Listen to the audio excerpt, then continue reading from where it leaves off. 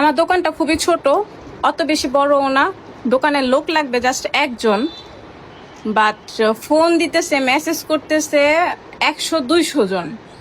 এখন এদের থেকে আমি কয়জনের বাঁচবো বলেন? তারপরও আমি অনেক চিন্তা ভাবনা করে একজনকে ডাকছিলাম, আসছে। সে আসার পর তাকে একটু কথা জিজ্ঞেস করলাম। এর আগে আমি বলছি যে এর আগে অনভিজ্ঞ পোলাপানা আনার পরে আমার অনেক ক্ষতি হয়েছে, বাট এরপরে আমি যাকে নিব অবশ্যই অনেক চিন্তা ভাবনা করেই নিব। তাই আমি এইবার একটু জিজ্ঞাসাবাদ করেই আর কি লোকটাকে একটু জিজ্ঞাসাবাদ করছিলাম যে সে যে জবের জন্য আসছে তার কি যোগ্যতা আছে। সে প্রোডাক্টের গায়ে যে প্রোডাক্টের নাম লেখা আছে সে সেটাও ঠিক মতো বলতে পারে না, সে দোকানদারি কিভাবে করবে বলেন? তো যাই বলি, যাই হোক, সবার উদ্দেশ্যে বলি। আর অনেক আপুরা বলতেছে যে মেয়েদের নেওয়া হবে কিনা, বা আপু আমাকে নেন।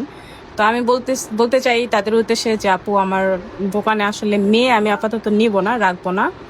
যদি কোনোদিন আল্লাহ তৌফিক দেয়, যদি কোনোদিন বড় করতে পারি দোকানটা, আরো আপনাদের সকলের ভালোবাসা ইনশাল্লাহ ইচ্ছা আছে, তখন আমার শোরুমে শুধু মেয়েরা থাকবে, কোনো ছেলেরা থাকবে না। আমি থাকবো আর আমার মেয়ে আপুরা থাকবে আমার সহযোগিতা হিসেবে। আর বর্তমানে কোনো মেয়ে আপু আমি রাখতেছি না, একজনই নিব, তাও পুরুষ।